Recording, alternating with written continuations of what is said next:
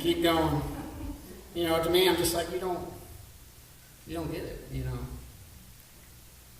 You don't know. I mean, that's not the right way to have a baby is before marriage. But it was already there, you know, so.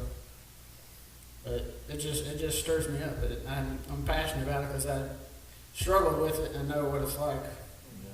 Yeah. And you see something like that, and they just, you know, about it, it gets under my skin a little bit. Yeah. And there's something that I held on to that kept me going probably through it all, and we figured it was roughly about 2008. There was a Sunday night service down at Standing on the Rock, and debated about going, was going to go, and then we decided not to go. And then last minute, I'm just like, I don't know what it is, but I just feel like we really need to go. So I don't know what it is, but I just feel like she's like, well, I'm kind of still tossing. I was like, I think we need to go. So we ended up going. Had an awesome message, had an altar call. Pastor Jamie, like we was over praying with people. He came over and got us and brought us into the center, you know, and just spoke over us. I think she was in the spirit because she didn't hear any of it, what he spoke. I don't know if it was meant just for me or what it was. But he spoke over us and he said, you don't know none of this is going on in our life. He has no clue. He said, there will be a next generation. And when you struggle with something of having a kid and he speaks that over you, it gives you hope. Something to hold on to. Something we didn't even almost go to because we just wanted to lay around at home. Yeah. But it's something that gave me to hold on to. She's like, I didn't hear any of it. And I'm like, I'm sorry. I don't know where you was at, but I heard it. But yeah, it just gave us something. It was like at that point where you're just about to break, and then you get that something to hold on to, something that when there's still nothing, you still like, okay, I remember that he spoke over us. It's gotta be. It's gotta come. And then after that,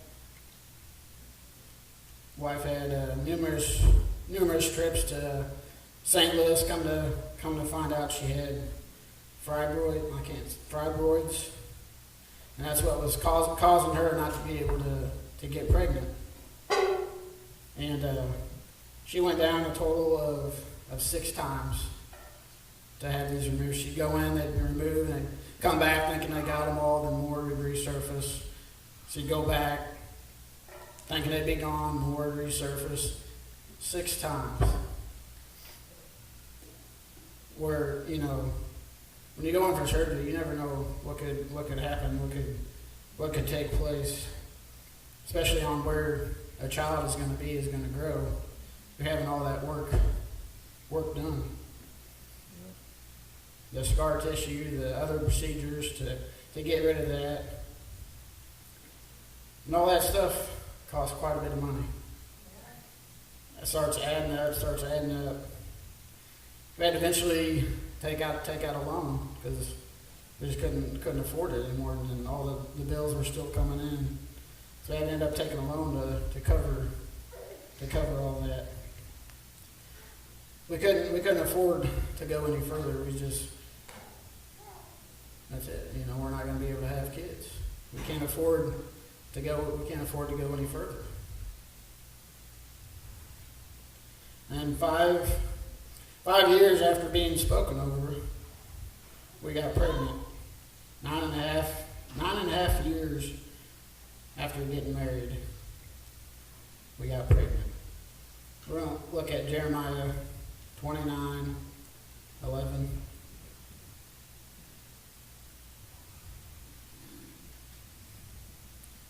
It says, for I know the thoughts that I think toward you, says the Lord, thoughts of peace, not of evil, to give you a future and a hope. the thoughts that he thinks towards us, and the plans that he has for us. May not make sense at the time, what you're going through, what you're facing, but I believe he is preparing us for this time, to get us ready. 9.5 years, something that you've prayed for, you've cried for, you've made deals with God, that if you give me this, I'll do this. Anybody ever done that? You just start making deals with God. And to say the least, we were just a little bit overwhelmed with joy when we find out. But we waited to tell everybody, just because once you make sure to get past a certain point, and they say, okay, everything should be good from thereafter. So we only told the leadership, went in the pastor's office, and if you go in there, there's probably still an indentation in my head in the ceiling, because when we told the pastor came over, gave me a hug, and I don't think I actually touched the ceiling, but it felt like I did. It felt like there's an indentation in there. And then, Al, you sprung your ankle, didn't you? So it was from joy to my head, and my ankle hurt. But that's just how awesome they are, that they were so overjoyed and overjoyed for us, because they know what we've been through and how bad we wanted it. And then we go to our first appointment. Everything's good. Everything checked out good. Then we went to the 10th week appointment, and that appointment rocked my world. It had to for her, because they didn't find a heartbeat.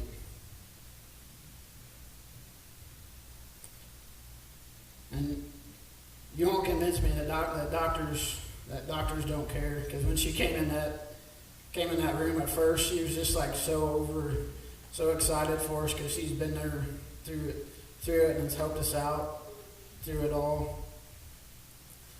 And then from the overjoyed to just felt like the bottom just fell out. It was pretty hard. I was pretty angry. You can ask my wife. I said a few things I don't think I cussed, but I was pretty mad, once we found out. And then when they go down to another room, better ultrasound to make sure, to confirm that there was nothing.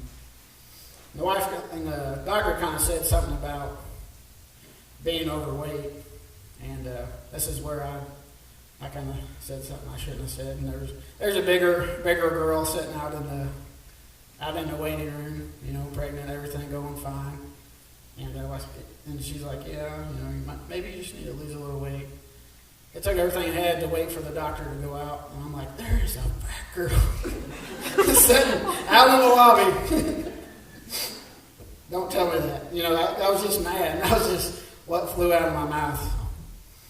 I should not have said that, but I was mad. I was angry, because it just didn't make sense. Something that you wait for 9.5 years, you get it, and there's no heartbeat. To me, it was almost like a sick joke. Like, hey, you're pregnant, and no heartbeat. It was very, very hard for both of us to go through that and experience that. Because once you do have that miscarriage, then they have to remove it. So you have to go through that process of going to the doctor again, having them actually remove, But the thing was, all through that, how angry I was believing God for a miracle. I was believing she was going to go in there and be like, hey, there's a heartbeat, and find out that the baby would be all right, but that wasn't the case. I'm like, all right. I was really kind of hoping for that, but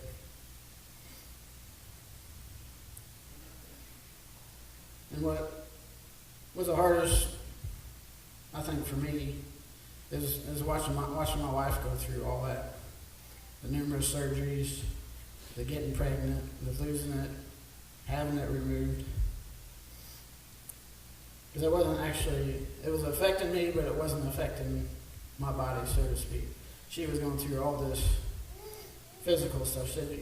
She said, no, you're still going through it. And I'm like, yeah, but you're going through it more than me. You know, not that it didn't affect me, but it affected her. In my eyes, it affected her more. That was a rough, 2014 was a rough year. That's when I lost our baby, got laid off again. And still more time goes by.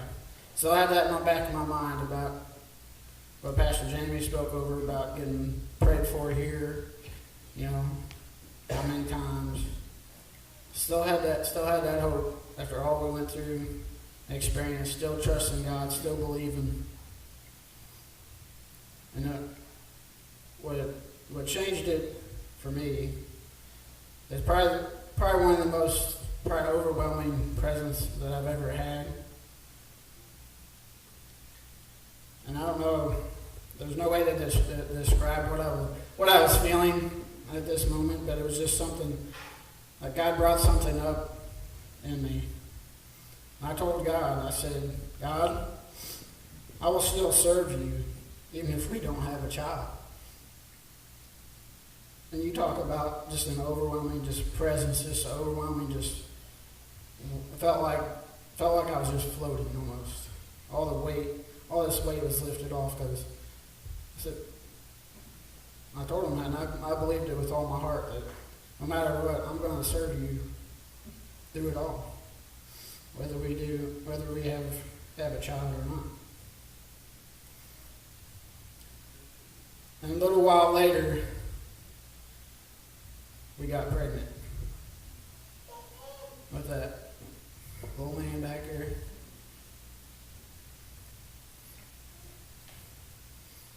You know, something in the sermon that pastor spoke is, I don't remember what the verse was, but it said, such a time as this. This is such a time as this. So I believe it'll kind of change your outlook on your kids, even when they're driving you crazy, back talking you, not doing what you ask. Just think, some people would love to be in your shoes, to love to have a kid say, no, I'm not going to make my bed. No, I'm not going to pick up my clothes. People that would love to have that opportunity to hear that. And I don't think I put this in there, but can you look up 1 Samuel chapter 1, verses 27 and 28.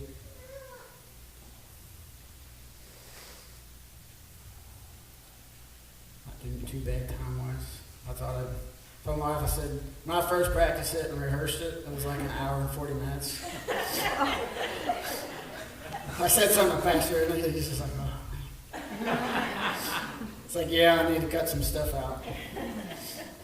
Because, that's what's good about, when I'm driving, on Tuesdays, I'm in a truck for 9.5 hours, so, I was thinking and preparing and had a lot of time to think about stuff. Stuff kept popping in my mind. I'm like, so this is like the condensed version.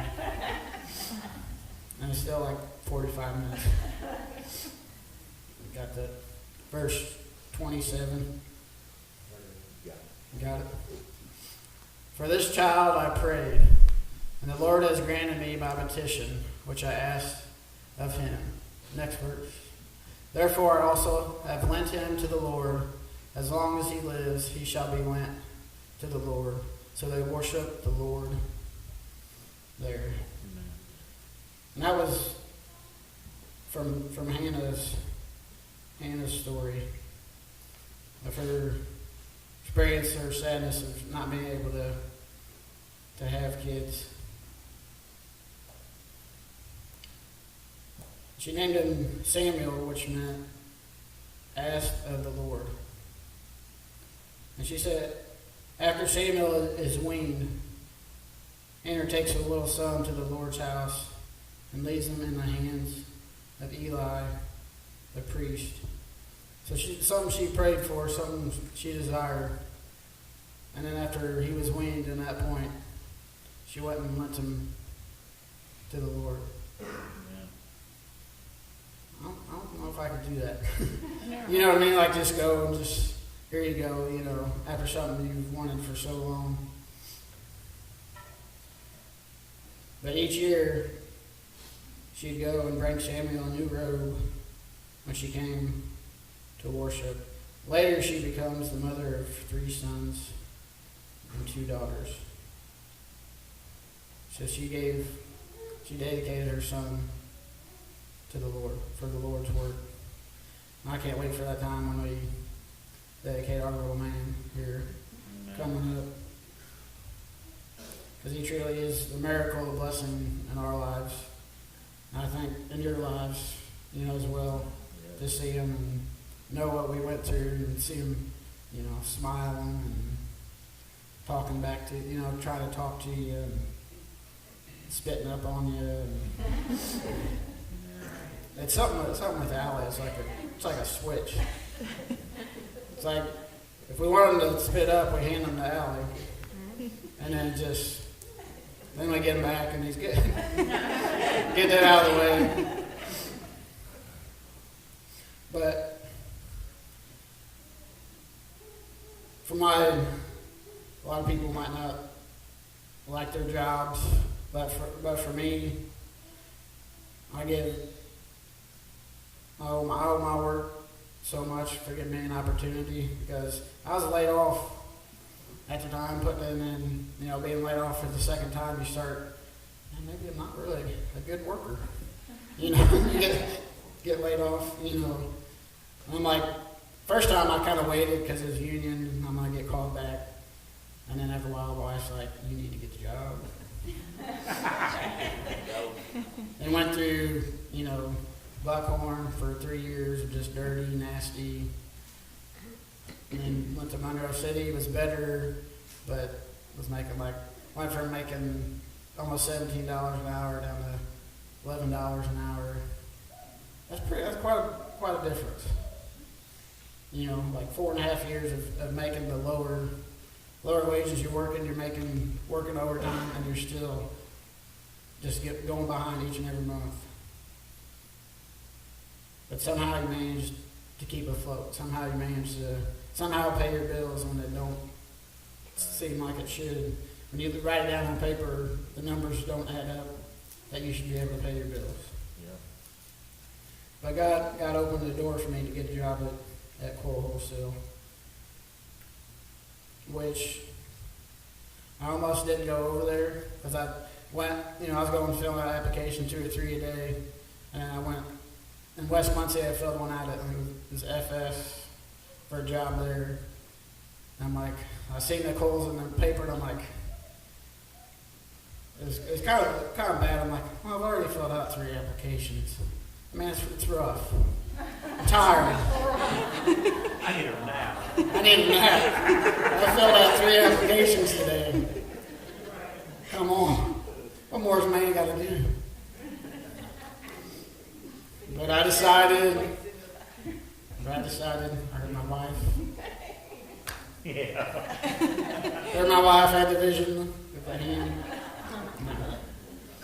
But no, I ended up going over there and filled out an application. And it wasn't too long. I think it was I don't know if it was that afternoon or the next day they called to come back in for another interview. We made it through the 75 days, and we got all the insurance paperwork and stuff. And it was of all we went through was kind of coming around. She looked at the insurance and said, "You're not going to believe this. it covers infertility. So he's able to go to a specialist. He's able to go to those steps further that we couldn't afford to go to.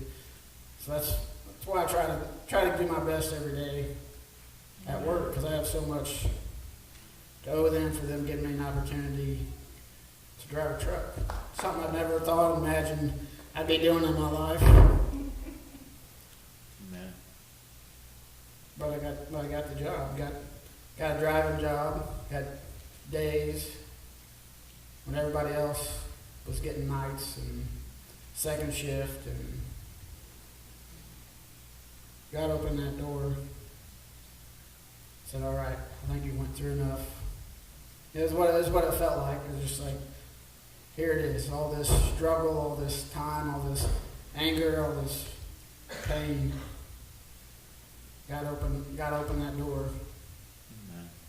He was able to go to a specialist in St. Louis. Then he got more trips to St. Louis.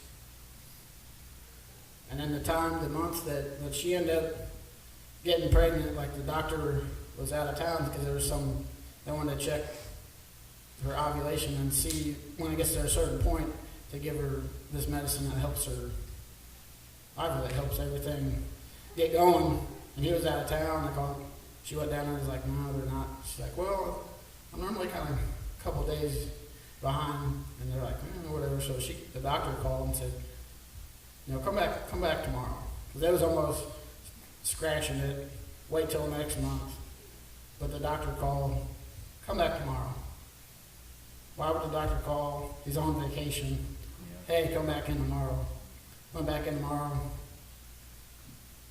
Got ordered, it was where it needed to be. Something I was almost said, "We're just going to scrap it for this month and try next month." That's, God changed my outlook on so much. God uses doctors, medicine to help people. Because there was a point when I didn't feel that way, because there was a guy that I worked with in Palmyra. They was having trouble, and they was doing in vitro, and I was just like, "You're just taking it out of God's hands," and blah, blah, blah. And they had missed, it wasn't taken. I'm just like, "Well, yeah, it's because you're taking it out of God's hands, But through this, it changed my outlook on that. Because even if you get that stuff, you still gotta make it work. You still gotta give life no matter what you do. Look at kids differently. We was talking about that the other day. Just how awesome they are, how much they're learning and growing, and when they figure out he's discovered his hands. For a while, he's always just kind of just. The other night, he was just like had one hand, and he's just like. It was just like so cool. It's like I'd love to know what you think, because he's just sitting there just. What's this thing do? But it's just so awesome, and been such a blessing in my wife and I's life, and can't wait to. It kind of made me think, what is God going to use those hands to do? What is He going to do with those hands? Because I was joking about lending them to the Lord, but that's what we're going to do. We're going to lend them to the Lord. And in closing, something to kind of challenge the fathers with how important it is, because you are the head of the house of your family. And if you look at Noah's story, what did he do? He was faithful, he was obedient, and what did that entail? Who got to go on the boat with him? His family. Because of his father, because of their father, their lives were saved. Because of his faithfulness, his obedience, his life that he lived. And, you know, your kids are watching you. How you interact, how do you talk to one another. Because they're going to grow up, we're just going to think that's all right. You know, so we got to watch what we do, what we say, how we react to certain things. Because we are basically molding them for their future husband, wife, when they become a parent, because of how we raised them, how we treated them, how we acted around them. And the last verse I want to leave us with as we close is Matthew 28:20. It's a verse that just kind of stuck out to me. And for us to always remember, no matter what we're going through, no matter what we're facing, that He's always with us. It says, teaching them to observe all things that I have commanded you, and lo, I am with you always, even to the end of the age. Amen. And lo, I am with you always is what just stuck out to me. To always remember that when life don't make sense. When you prayed for something, 11 years for us. There's stories in the Bible. It was people for 20 years. A couple instances where